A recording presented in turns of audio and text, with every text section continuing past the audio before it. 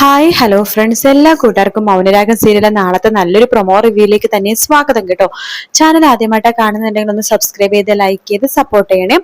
അങ്ങനെ നമ്മുടെ നവീൻ ആണെങ്കിൽ കിരണിനോട് സംസാരിച്ചുകൊണ്ടിരിക്കുകയാണ്. അപ്പൊ കിരൺ ചോദിക്കുന്നുണ്ട്, നമുക്ക് നാളെ ജാമ്യം കിട്ടാൻ എന്തെങ്കിലും ചാൻസ് ഉണ്ടോ വക്കീലെ എന്ന് ചോദിക്കുമ്പോൾ വക്കീല് പറയുന്നുണ്ട്, നമുക്ക് നോക്കാം കിരണെ. പിന്നെ ഇവിടുത്തെ CA എല്ലാ തരത്തിലും ഈ കേസ് മുറുക്കിയിരിക്കുകയാണ്. FIR ആ തരത്തിലാണ് തയ്യാറാക്കിയിരിക്കുന്നത്.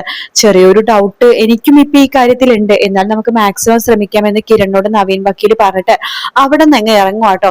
അപ്പൊ കിരൺ പറയുന്നുണ്ട്, ഇനിയിപ്പോ ജാമ്യം കിട്ടില്ലെങ്കിൽ നിങ്ങൾ ഒന്നും നോക്കണ്ട, നോക്ക് ഈ കുറ്റം ഞാൻ ഏറ്റെടുക്കും, നിങ്ങൾ രണ്ടുപേരും പുറത്തുണ്ടാവണം എന്ന് പറയാണ്.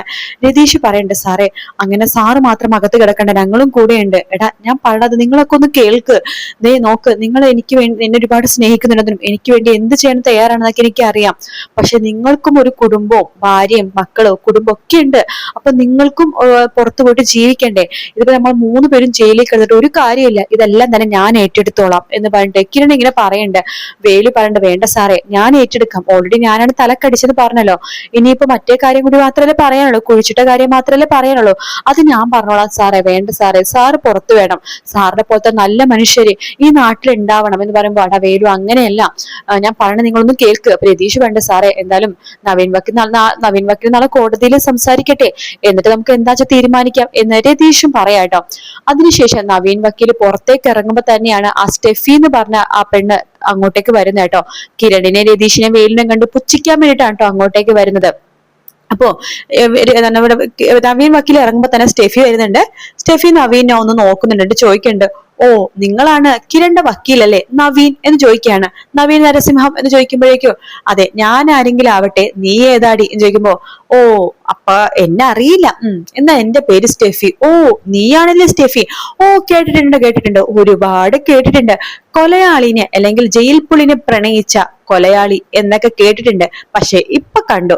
അപ്പൊ നിർത്തടോ, താൻ തന്നെ കളിയാക്കുവാണോ? അല്ല ഞാൻ കാര്യമല്ലേ പറഞ്ഞോളൂ. എടി നിന്റെ ഗംഗപ്രസാദെ, അതായത് നീ പ്രണയിക്കുന്ന ഗംഗപ്രസാദ്, എടി നിന്നെ മാത്രമാണോ ആത്മാർത്ഥമായിട്ട് പ്രണയിക്കുന്നതൊക്കെ പറഞ്ഞ് വീമ്പിളക്കി നടക്കണ്ടല്ലോ നീ. അതെ, അവന്റെ മനസ്സിൽ ഞാൻ മാത്രമേ ഉണ്ടായിരുന്നുള്ളൂ, അവന്റെ മനസ്സിൽ പെണ്ണായിട്ട് ഞാൻ മാത്രമേ ഉള്ളൂ എന്ന് സ്റ്റെഫി പറയുമ്പോ, പിന്നെ കുന്തമാണ്, അവന്റെ മനസ്സിൽ നീ മാത്രമല്ലേ, എന്നിട്ടാണോടി കാട്ടിൽ പോയിട്ട് ആ മറ്റേ ആ കാട്ടുമൂപ്പന്റെ മോളെ അമലുവിനെ പ്രണയിച്ച് നടന്നത് അവൻ.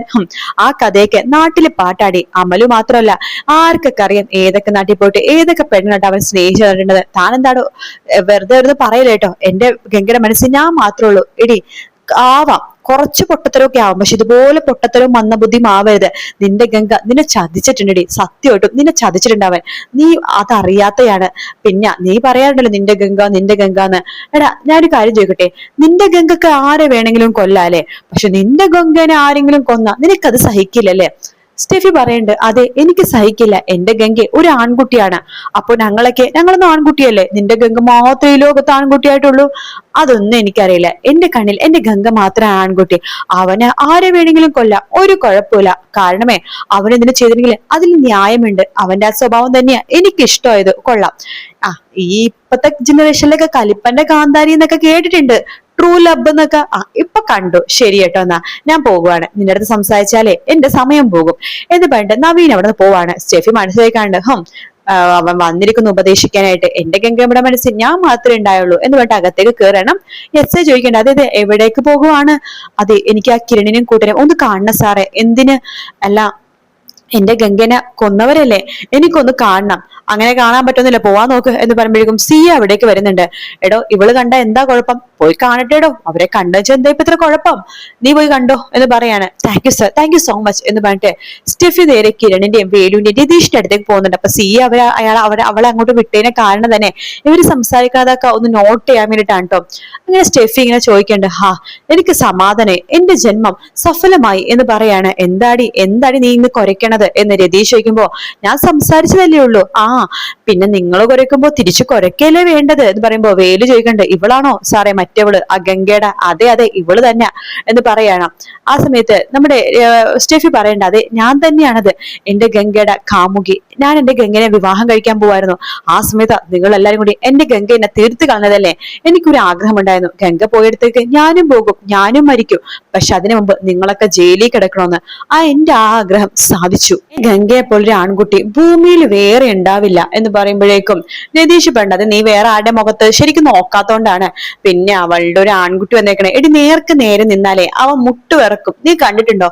പിന്നെ പുറകെ കൂടി വന്നിട്ട് കുത്താൻ ആർക്കാടി പറ്റാത്തത്, അതാണോ നീ പറഞ്ഞ വീരത്വം എന്ന് പറയുമ്പോ, എടാ നിനക്കൊക്കെ ജയിലിൽ കിടന്നിട്ട് നാവിന് ഒരു കുഴപ്പമില്ലല്ലേ? ഇല്ല, ഒരു കുഴപ്പമില്ല, എന്റെ നാവിന് ഒരു കുഴപ്പമില്ല. പിന്നെ നിന്റെ അറിവിലേക്ക് ഒരു കാര്യം പറയാം, നിന്റെ ഗംഗ ചത്തു. ഞങ്ങൾ ഇവിടെ എന്തായാലും ഭരിക്കാൻ പോകണമെന്നില്ലല്ലോ, ഞങ്ങൾക്ക് വലിയ പ്രായവും ഇല്ല, 10-28 വയസ്സല്ലേ ഉള്ളൂ. കുറച്ചു നാള് ജയിലിൽ പോയിട്ട് തിരിച്ചു വീട്ടിലേക്ക് വന്നാലും ഞങ്ങൾക്ക് അത്ര പ്രായം ആവത്തൊന്നുമില്ല. പക്ഷെ നിന്റെ അവസ്ഥയോ, നിന്റെ ഗംഗന് ഒരിക്കലും തിരിച്ചു വരാൻ പോണില്ല. അതുകൊണ്ട് നീ ചാവാൻ പോണെന്നല്ലേ പറയാ, പോയി ചാവടി, ആർക്കും ഒരു ഉപകരണത്തിൽ നിന്റെ ജന്മമൊക്കെ അങ്ങോട്ട് തീരട്ടെ എന്നൊക്കെ രതീഷ് പറയണ്ട. അപ്പൊ കിരൺ പറഞ്ഞിട്ട് വേണ്ട, ഇവൾക്കൊന്നും മിണ്ടണ്ട, ഇവളെന്താ വെച്ചാ പറഞ്ഞോട്ടെ. ആ എപ്പോഴും ഒരു ഭാഗത്ത് തന്നെ ചിലപ്പോ ഞങ്ങൾക്ക് ജയിലിൽ കിടക്കേണ്ടി വരും, മഹാത്മാഗാന്ധി വരെ ജയിലിൽ കിടന്നിട്ടുണ്ടല്ലോ, പിന്നെയാണ് വെറും കിരൺ എന്നൊക്കെ പറഞ്ഞിട്ട് കിരൺ ഇങ്ങനെ പറയുന്നുണ്ട്. ആയിക്കോട്ടെ, എന്താണ് നാളെ നിങ്ങളെ കോടതി ശിക്ഷിക്കാൻ പോണത്, ഞാൻ കാണാൻ വേണ്ടി വരുന്നുണ്ടടാ എന്ന് പറഞ്ഞിട്ട് സ്റ്റെഫി അവിടെ നിന്ന് ഇറങ്ങി പോകുവാട്ടോ. കിരൺ പറയണ്ട, അവൻ തുള്ളട്ടെ, അവൾ എത്ര വേണമെങ്കിലും തുള്ളട്ടെ, ഈ തുള്ളലൊക്കെ നാളെയും കൂടി ഉള്ളൂ, എനിക്ക് ഉറപ്പുണ്ട് നവീൻ ഞങ്ങളെ പുറത്തിറക്കും, നമ്മൾക്ക് 3 പേർക്കും ജാമ്യം കിട്ടും എന്ന് എനിക്ക് ഉറപ്പുണ്ട് എന്നൊക്കെ കിരൺ പറയുന്നുണ്ട് കേട്ടോ.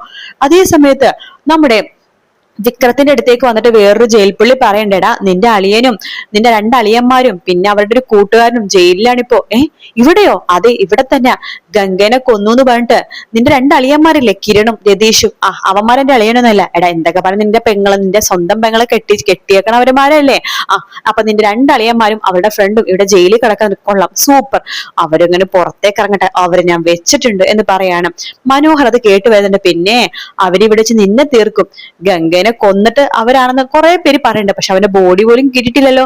പിന്നെ നിന്റെ ബെസ്റ്റ് കൂട്ടുകാരൻ, നിന്റെ പ്രിയപ്പെട്ട അങ്കിള്, അയാളും മരിച്ചില്ലേ മൃഗങ്ങൾ കടിച്ചു കീറി. എടാ അതുപോലത്തെ മരണം നിനക്കും സംഭവിക്കോടാ, നീ നോക്കിക്കോ.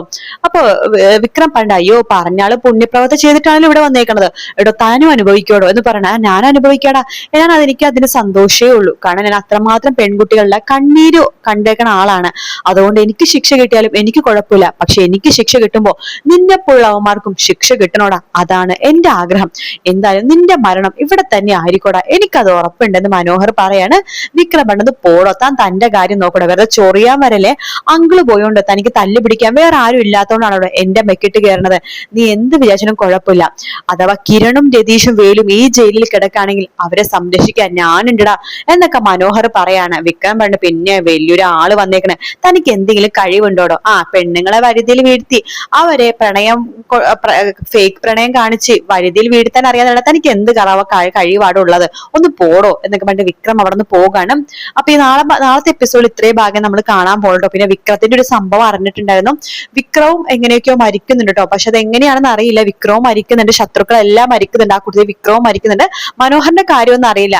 അപ്പൊ അതുകൊണ്ട് തന്നെ വിക്രം മരിക്കുന്ന ഭാഗം നമുക്ക് വീക്കെൻഡ് ആയിട്ട് കാണാൻ സാധിക്കും. ഈ ആഴ്ച സീരിയൽ തീരുമെന്നാണ് കുറെ പേര് പറഞ്ഞത്, പക്ഷെ ഈ ആഴ്ച തീരാൻ ചാൻസ് ഇല്ല, അടുത്ത ആഴ്ച എന്തായാലും തീരും കേട്ടോ. അടുത്ത ആഴ്ചയാണ് ഇതിന്റെ ക്ലൈമാക്സ്, അടുത്ത വെള്ളിയാഴ്ച ആയിരിക്കും ഇതിന്റെ ക്ലൈമാക്സ് വരുന്നത്.